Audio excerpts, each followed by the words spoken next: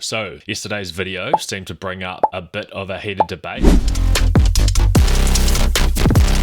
on what it was, why we would even bother using it, and what potential use cases we could have for it. So we can think of spectral compression as basically like a super high definition multi-band compressor, where traditional multi-band compressors might have 2, 3, maybe 4 bands. Spectral compressors split the signal into like hundreds and potentially thousands of frequency bands depending on the settings that you have. And it does this using a mathematical algorithm called FFT, or fast Fourier transform.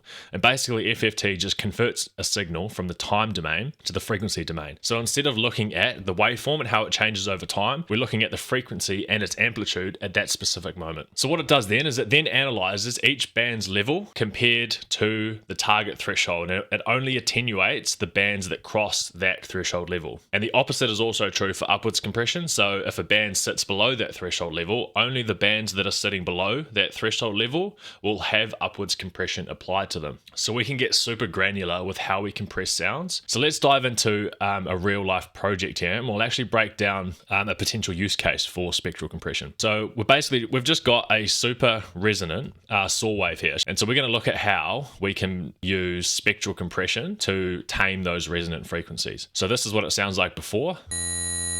Let's open up a plugin called SpecCraft. So we want to bring the threshold level down so that the resonant frequencies are passing above that threshold level. Let's watch what happens when we start to bring this threshold level down.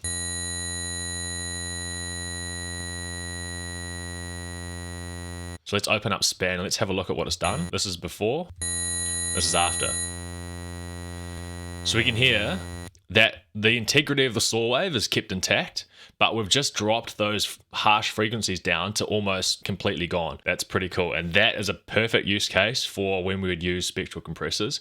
And it works great on vocals. You can use it for de-essing. You can use it for really any sound that has resonant frequencies that you want to tame. And it can also work really well, like I showed in the last video, upwards compression, where you want to bring more frequencies out in a certain sound, but we don't want to go too overboard and also boost the resonances. So we can have downwards compression, taking care of the resonances. We can have upwards compression, bringing out elements of the sound that were quiet that we now want to introduce back. So I hope this video was helpful. And if you have any more questions, please drop them in the comments and I'll try and get back to you. But I hope this was educational, and I'll see you in the next video.